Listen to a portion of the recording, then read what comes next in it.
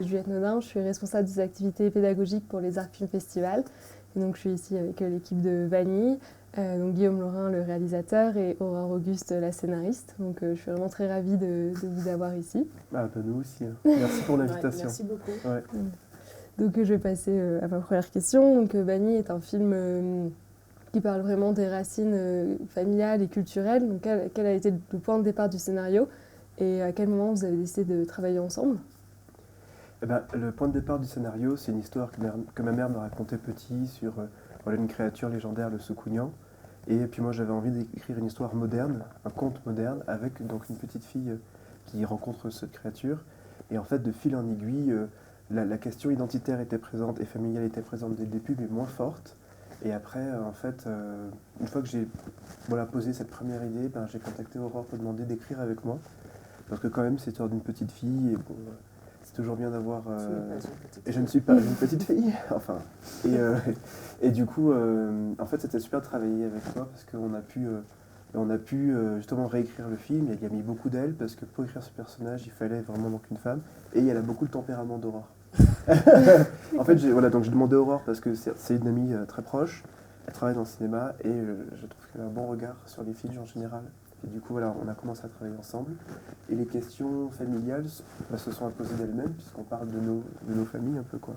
Oui, parce que vous avez vécu en Guadeloupe. C'est ça, ouais. C'est un peu l'inverse de Vanille, en fait. Ouais. Vanille, elle a grandi à Paris, sa mère est de Guadeloupe, son père est breton, mais elle ne connaît pas trop la Guadeloupe. Donc, il lui manque quelque chose. Nous, c'est l'inverse. On est né en Guadeloupe, on est métis aussi. Mais on était basé en Guadeloupe en connaissant quand même la France. Je pense que toi comme moi, on allait régulièrement l'été voir nos familles. J'avais une mère prof, donc 2 mois, juillet, août, on partait en France. Donc on n'avait pas le même rapport, mais on sait que ce sont des questions qui peuvent être compliquées en tant que métisse. J'ai une grande sœur par exemple, c'était peut-être pas aussi simple pour elle que pour moi. Donc c'était intéressant que Guillaume me demande mon avis. Je trouvais ça cohérent. C'est vrai que je ne suis pas scénariste de métier. Je bosse plutôt dans les ventes internationales, l'export, les acquisitions, ce genre de choses. Mais je trouvais intéressant sa démarche du fait que je sois une femme, pour avoir aussi cet aspect-là, que je trouve important quand on veut aussi parler à travers les yeux d'une petite fille. Et incontournable. je trouvais ça vachement bien. D'ailleurs, son équipe, c'est une parenthèse, mais est paritaire, moite-moite, que ce soit l'équipe technique, etc. Et c'était sa volonté. Donc c'est aussi très bien qu'aujourd'hui, ce soit des choses qui se fassent de façon naturelle. Bravo pour ça. Merci d'en avoir fait partie. Non, oui. C'était intéressant de travailler sur un scénario. Mais c'est vrai qu'avec l'expérience que j'ai un peu des ventes, des acquisitions, on lit beaucoup de scénarios, on rencontre beaucoup de monde, on fait de l'export, on rencontre les gens à l'international. Donc ça peut aussi peut-être finalement influencer la façon dont on écrit. Complètement. Donc c'est un film très personnel. Pour le coup, oui, parce que de toute façon, je pars du principe que pour raconter quelque chose, il faut savoir de quoi on parle, un minimum en tout cas.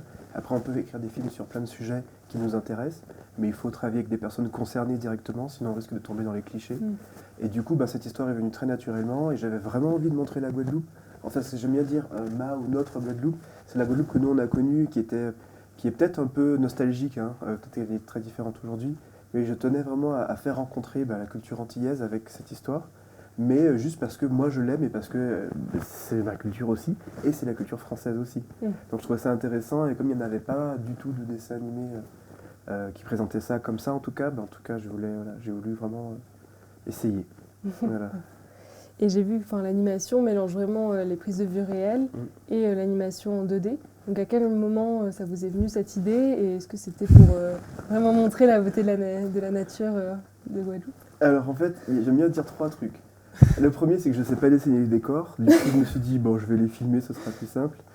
Mais la deuxième, c'est qu'effectivement, je trouve que les décors de la Guadeloupe sont super beaux et que je voulais en faire profiter, parce que moi, je voulais montrer comment moi je la trouve belle.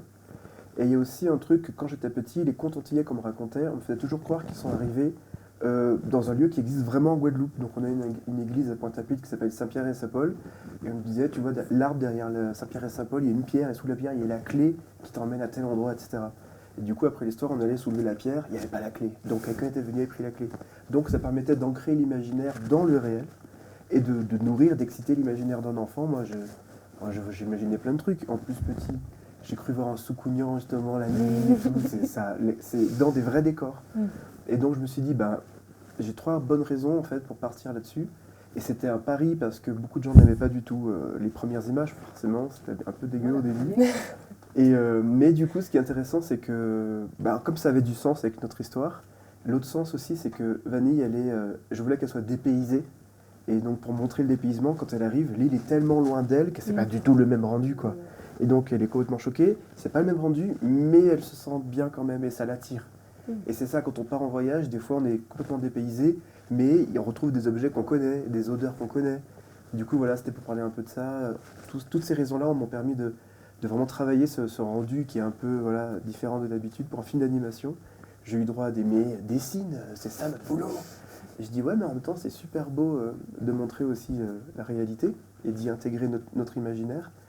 Et aussi j'ai découvert le vrai tournage et là je dis chapeau aux gens qui tournent des films avec des caméras, avec des vrais humains et des vrais météos, parce qu'on dépend de tellement de critères, de facteurs extérieurs. C'est insupportable. Non, c'est vraiment insupportable. Je me souviens qu'avec la chef-op, elle me disait, tu me dis quand un nuage va bientôt partir. Et je comptais 5, 4, 3, ça y est, il est parti, pardon, il part maintenant. Ah, ok, attends. Et je me dis, c'est horrible. Vous avez plus de contrôle dans l'animation. Ah bah oui, on est sur notre table à dessin, je veux que le nuage arrive maintenant. Voilà, donc c'est vraiment plus facile. Et puis même, avec Aurore, on a écrit en Guadeloupe. Les décors réels nous ont inspirés, pour le coup, et du coup c'est une façon de rendre hommage aussi à ces décors. C'est aussi moderne, c'est très moderne en fait. Tu apportes aussi ça avec ta vision de réalisateur. Il y a plein de gens qui t'ont dit mais fais de la 2D, c'est très bien, les images sont très bien, et non, tu avais une idée, et tu as été jusqu'au bout et tu as eu raison. Parce que ça marche. Croyez en vous. Non mais si, c'est vrai. Et vous parliez là des légendes que vous avez montrées dans le film, et notamment la légende du voleur de cheveux. Donc déjà, je me demandais si c'était une légende réelle, et pourquoi vous avez choisi celle-là. Est-ce que c'est pour un peu déconstruire les normes aussi de beauté en mettant le focus sur les cheveux, ou parce qu'il y a Vanille aussi qui a du mal à accepter ses cheveux au début? On donne la version officielle? Ah oui, non, là, tu vas raconter, mais juste non, on a bien déformé la légende du Soukounian en fait. D'accord. Même si on l'avait présentée telle qu'elle à la base, dans les premiers scénarios qu'on a écrits, qu'on a présentés à notre producteur, sauf que c'était too much. C'est-à-dire que la vraie légende, elle est un peu, entre guillemets, violente, mais comme beaucoup de contes, en fait. Quand on lit des petits chapeaux rouges, petits chapeaux rouges, des peaux d'âne, des cendrillons, il y a quand même des trucs très violents dans ces contes qu'on lit, les vraies versions Andersen et pas les versions Disney. Et le Soukounian, c'est un peu la même chose, c'est pas du tout un voleur de cheveux, c'est un succube, c'est un voleur d'énergie vitale, on va dire. De sens, une sorte de vampire local en fait. La personne qui est possédée par le Soukounian, elle s'en sort pas forcément. Donc c'était un petit peu compliqué de présenter ça, même en l'adoucissant. Et c'est là où effectivement Guillaume est notre troisième co-scénariste. Antoine Lancio, c'est important d'en parler, il est arrivé après, mais il a apporté beaucoup au film, il est plus âgé que nous, il avait déjà fait pas mal de choses et il a apporté de la fluidité dans le scénario, et pour ces parties-là, justement, il a été... vous avez réussi à transformer la légende par rapport aux cheveux. On reste dans le Soukounian qui prend quelque chose à quelqu'un, et il fallait trouver un moyen que ça colle avec l'histoire et la cible, et ouais, franchement... Et c'est là où, du coup, on a pensé aux cheveux, c'est-à-dire qu'il fallait qu'on garde le sens du Soukounian, les raisons pour lesquelles il fait vraiment peur, mais qu'on l'adapte à ce que vivait Vanille. Et vu qu'elle avait une question identitaire et qu'elle n'aimait pas ses cheveux frisés qu'elle lisse au début du film, du coup, c'est vrai que j'ai un peu dit en rigolant, ah mais il a quand même mangé les cheveux, et finalement c'est resté. Ouais. C'est resté parce que c'était une blague, mais qui était quand même fondée sur qui avait du sens dans le film. Et dès le départ, ton graphisme de la tante, de ta tante Frédérique, elle a toujours eu cette masse de cheveux incroyable.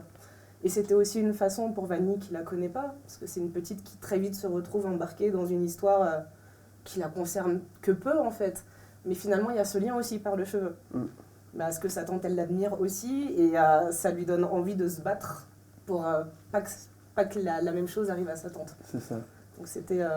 Du coup, tout l'enjeu de l'écriture, c'était de trouver comment intégrer cette partie de notre folklore sans le trahir trop, et quand même de faire avancer l'histoire et que ça serve le film. Donc voilà, c'était une aubaine, quoi. Ouais. J'avoue que j'étais assez angoissée de la réaction aux Antilles, par exemple. Ah ouais. Et ça va, ça a été bien accepté? Ouais.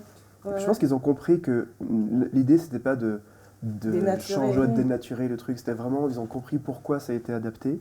Et ce qui est chouette, c'est que le film a été montré à un public avec d'Antillais, mais à Paris. Et en fait, c'était à des enfants, et il y a le monsieur qui s'occupe des enfants, il est antillais.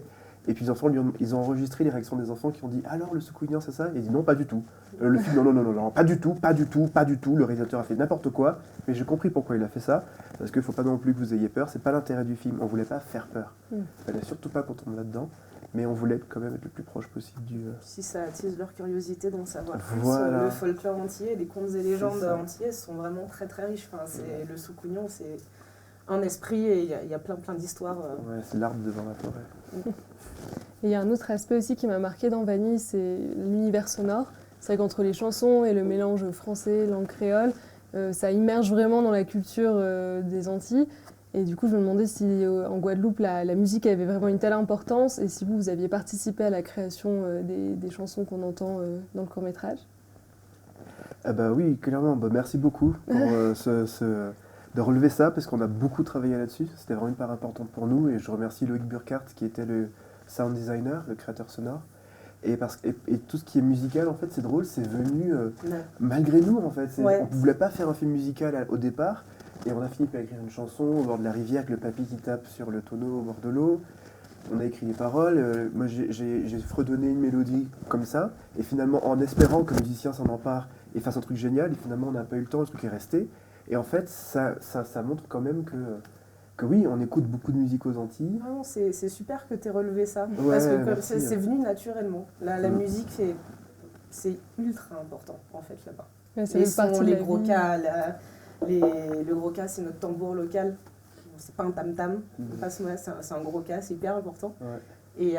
Et tout s'est fait naturellement. Et puis surtout, celle qui fait la voix de Frédéric, Tricia, c'est une chanteuse de jazz qui a une voix juste extraordinaire. Et en plus d'avoir su donner la voix à Frédéric, elle a pu créer cette magnifique chanson qu'on entend au début du film, qui m'émeut toujours aujourd'hui, quoi. Ah ouais, j'ai les larmes aux yeux la première fois. Ouais. Et ouais, tout ça. Et puis la cerise sur le gâteau, avoir Christophe Chassol qui veut bien venir faire la musique générale du film, ça a créé une super cohérence, d'origine antillaise, donc ça... Comme tu dis, tout s'est fait très naturellement et la musique s'est imposée finalement au film d'elle-même. Et du coup, on l'a accueilli avec plaisir. Bon, merci beaucoup en tout cas d'être venu et d'avoir participé à l'interview. Merci encore pour l'invitation. Beaucoup.